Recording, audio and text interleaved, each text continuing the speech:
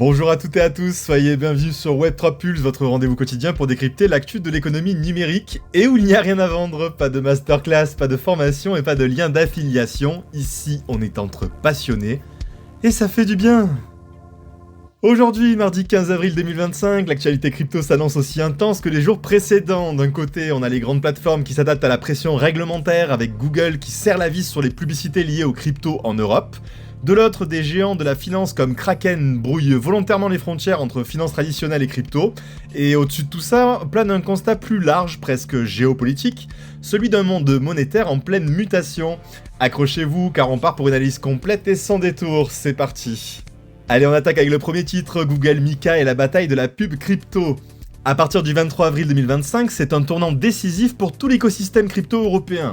Google, le géant des moteurs de recherche, appliquera des nouvelles règles strictes pour les publicités crypto dans toute l'Union européenne. Une mise en conformité directe avec le règlement MiCA, ce fameux cadre réglementaire européen des marchés de crypto actifs.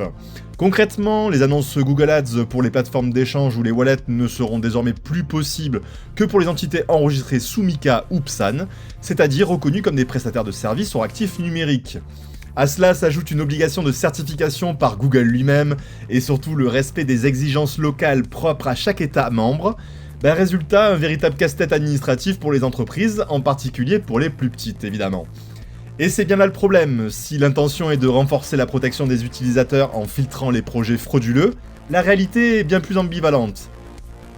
Selon BitGate, on parle d'ici d'une épée à double tranchant, puisque d'un côté la lutte contre les arnaques et de l'autre un coup d'entrée qui pourrait carrément exclure des centaines de projets prometteurs, étouffés par des frais de conformité qu'on estime entre 15 000 et 150 000 euros. Et comme souvent, c'est la France qui applique le tout avec le plus de zèle. Du côté de chez Orbs, on est encore plus direct que moi, puisque pour eux, Google cherche surtout à se protéger juridiquement. Cette mise à jour ne vise pas autant à protéger les utilisateurs qu'à éloigner toute responsabilité potentielle en cas de litige. L'Europe, censée être un terrain d'innovation, pourrait bien devenir un désert numérique si l'accès au marché est limité aux seuls mastodontes capables d'absorber ces contraintes réglementaires. Pendant ce temps-là, de l'autre côté de l'Atlantique, Kraken passe à la vitesse supérieure. On apprend que l'exchange crypto bien connu annonce le lancement du trading d'actions traditionnelles et d'ETF directement sur sa plateforme. Une initiative qui commence dans 10 États américains mais qui vise clairement une expansion rapide vers l'Europe, le Royaume-Uni et l'Australie. Kraken ne veut plus seulement être un exchange crypto, la société entend devenir une plateforme globale de gestion d'actifs, capable d'offrir aux utilisateurs un accès fluide à toutes les classes, crypto, actions, matières premières, devises, une sorte de Robinhood nouvelle génération mais avec une infrastructure crypto native. Ce lancement est appuyé par un partenariat avec le broker Alpaca et s'inscrit dans une stratégie plus large qui inclut aussi l'acquisition de NinjaTrader, régulée par la CFTC, pour 1,5 milliard de dollars. Une opération titanesque, Kraken envoie ici un message très clair, la frontière entre la finance traditionnelle et la finance décentralisée est en train de disparaître. Selon Arjun Sethi, le co-PDG de Kraken, les cryptos deviennent la colonne vertébrale du trading global, et il n'a pas tort. Alors que les investisseurs demandent de plus en plus une expérience unifiée, 24/24 et 7/7, Kraken veut s'imposer comme le guichet unique de la finance nouvelle génération. Allez, on enchaîne, pendant que les régulateurs affûtent leur lame et que les exchanges s'adaptent. Un autre événement bien plus profond est en train de se jouer à une échelle mondiale cette fois, la fin annoncée de l'ordre monétaire international tel que nous le connaissons. C'est Ray Dalio, le fondateur du plus grand fonds d'investissement au monde, Bridgewater, qui a tiré la sonnette d'alarme.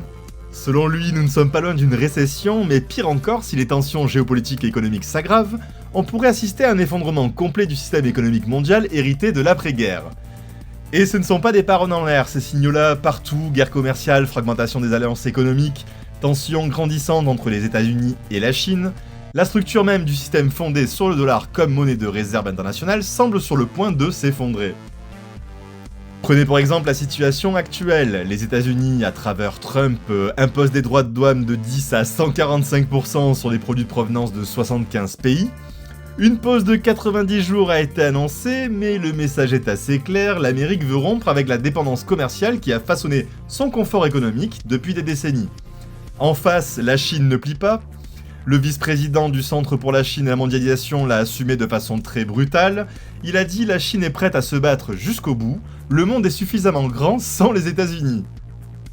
Autre nouvelle, dette, dollar et effondrement, le point de rupture comme je l'ai nommé, le problème est simple mais explosif, les États-Unis vivent au-dessus de leurs moyens depuis trop longtemps.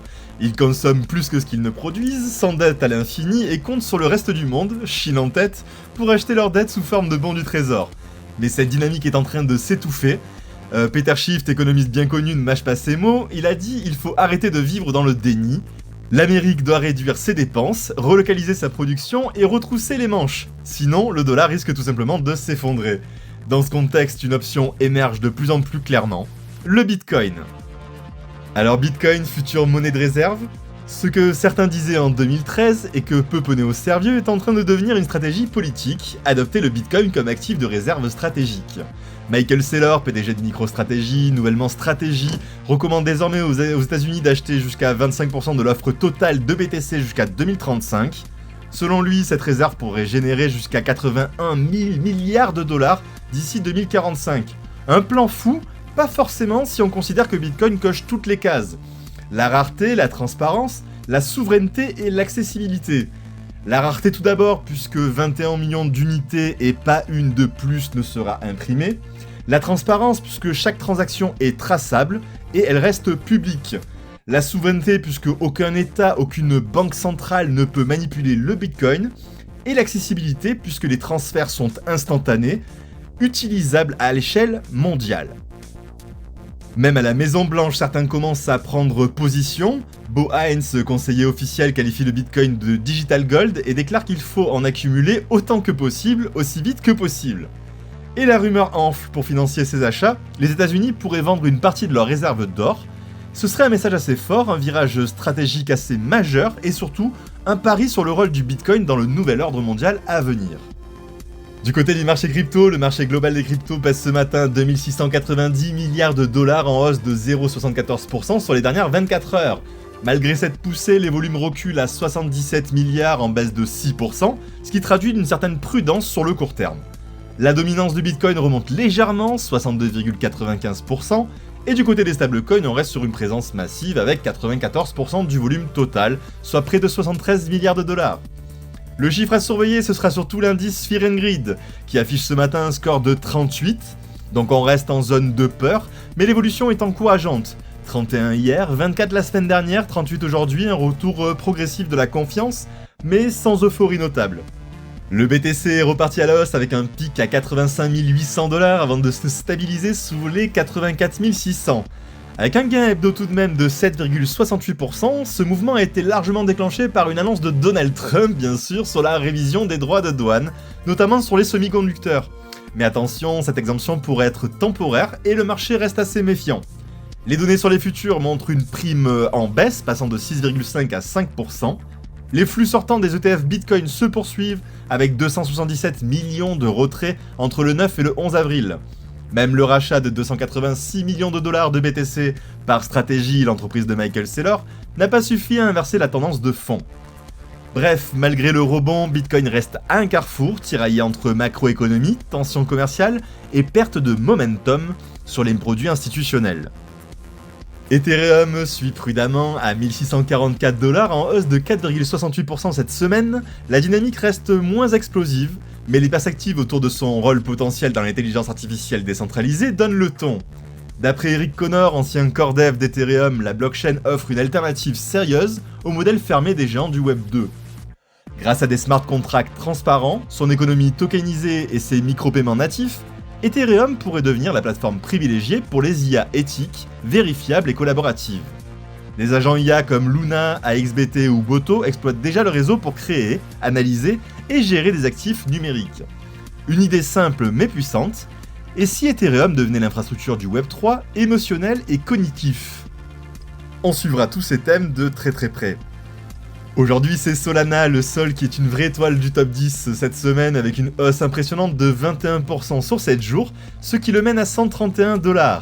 Il s'offre actuellement sur un momentum assez fort et pourrait devenir l'un des nouveaux catalyseurs du prochain bull run altcoin. XRP, quant à lui, à 2,14 $, affiche une solide performance hebdo de 15%, bien qu'en léger repli aujourd'hui. Cardano, l'ADA, revient dans la course avec 9,85% sur la semaine, tandis que le Dogecoin, le Doge, surprend avec un plus 7%, preuve que le marché garde un œil sur les assets les plus spéculatifs. Voilà, c'est tout pour moi. Si vous avez aimé, merci de liker, commenter et abonnez-vous pour ne rien rater. On se retrouve dès demain. D'ici là, tradez prudemment, holdez intelligemment et surtout ne vous laissez pas manipuler par vos émotions. A très vite sur Web3 Pulse.